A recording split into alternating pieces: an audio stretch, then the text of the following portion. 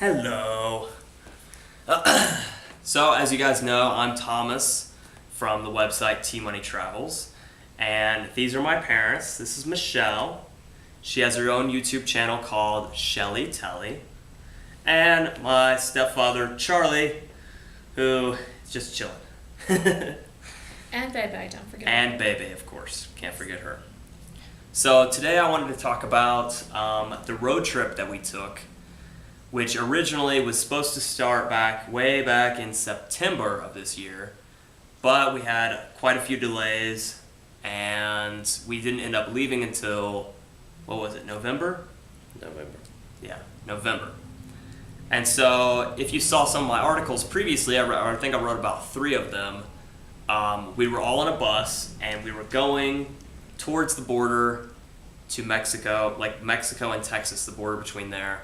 And we were going to cross. And anyways, I was writing these articles, and all of a sudden we just dropped off the face of the earth. And I didn't write any more updates. And I even had a live track GPS on my website, and then it just stopped. So a lot of you may have been wondering, hey, what the hell happened to the road trip bus? You know, what was going on? So in this episode, in this little series, which I hope won't run too long, we're going to try to explain what happened. So,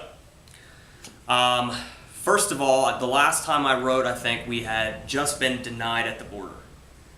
We tried with our bus to get through, and you were supposed to be able to get a vehicle permit right at the border, but when we got there, they said that they wouldn't let our bus through because of the weight and what type of vehicle was, being a bus. So that was an issue. Even though it said on the title that it was like 5,200 pounds, the limit is like 7,500. We actually found out some other things about that, right? Bus actually weighs 9,200 pounds. But it was 9,500. Was it 500? Yeah. Well, it weighs a lot more than we thought. We actually took it to a private scale, a CAT scale that they use for truck drivers, and we got it weighed, and it was actually 9,500 pounds or somewhere around there. So obviously way past the limit for getting a vehicle import permit. After that happened, we were kind of wondering whether or not it was even a good idea to cross the border or try to cross the border with this bus. The very last day when we were in Brownsville, Texas, my mom got an alert on her phone. And do you remember what it said? Or I think you got a message from Pat. Actually, yeah, it was a message from his mom that said there was new warnings in Mexico. And when we read them, we were like, uh-oh. Yep. It was a travel advisory update for 2018 that basically said the Tamaulipas region, which is the region we would have had to drive through to get, because we wanted to drive all the way from the northern part of Mexico to the southern part in a small state called Chiapas, which is really close to the Guatemalan border. And we wanted to go along the East Coast to visit a lot of the, tourist places and beaches and everything along the way. Mm-hmm. And when we originally left, it was not rated that bad. No. So the new travel advisory update actually specifically said that it was a level 4 do not travel, and that there were banditos or like criminal organizations that were specifically targeting private passenger buses. So that kind of I think scared us all a little bit, especially since Tamaulipas is right next to the border. You have the caravan coming up, the Mexican caravan, all this turmoil along the border, and then we're trying to drive a bus that has my huge logo across it that says T-Money Travels. So, I don't know. There was a whole bunch of different things that happened. So anyways, first off, we got denied. Then we decided that even if we didn't get denied, it probably wouldn't be a good idea to go ahead in the bus anyways. Even if we tried to pursue it. Even if we tried, yeah. So we decided not to. And we went back to, I think, was it Austin or Houston? Houston. We went back to Houston, got a hotel, and basically they discussed whether or not they would want to continue, whether they would want to try to outfit the bus as an RV, reapply for another DMV title under the description of RV, which probably could have led us across the border. Whether that was even worth it at all, or And whether if we had have done that, we would not have gone along the coast. We would have taken a different route yeah, through Mexico down to Chiapas. probably the route that we would have taken wouldn't have been along the East Coast, specifically because whenever you Google like Highway 101, which I think is the highway on that on that side, it's actually called the Highway of Death, right? Because a lot of people have been robbed, killed. There was one incident where a bus was going from the northern part to the southern part on this highway, and it had 40 passengers or something like that. By the time it arrived to the town, it had 0 passengers, and only the bus driver was left. And nobody ever found out what the hell happened to all those passengers on that bus, so that's a little scary. Yeah. Anyways, in Houston, I decided to just, you know what, go ahead and I'm just going to go ahead and fly to Guatemala. I've been waiting for a long time to get down to Guatemala/Mexico anyways, and I just thought it was better for me to just go ahead and fly. So I bought a ticket, and I flew down to Guatemala.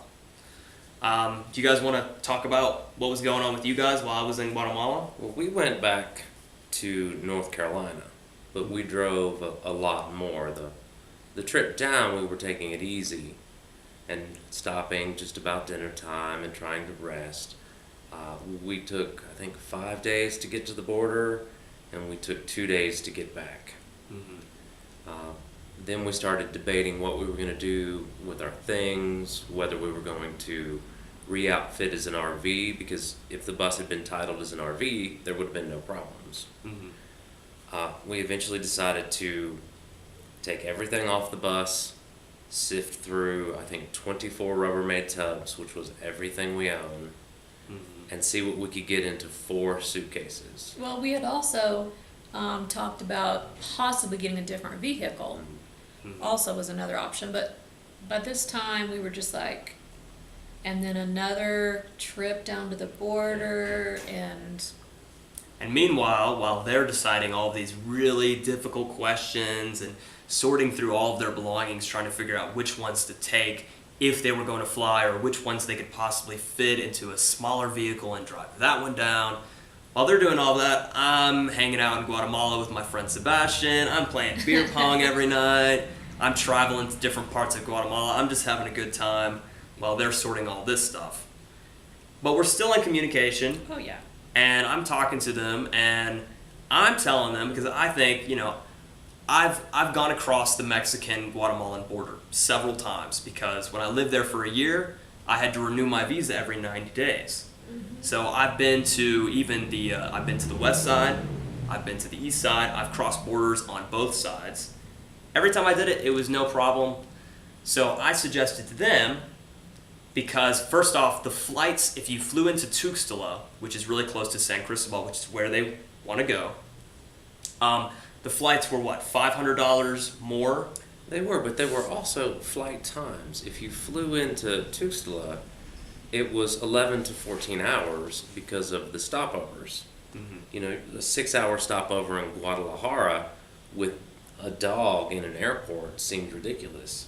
Yeah. Whereas if we flew straight to Guatemala City, it was a 3.5-hour flight, no stopovers.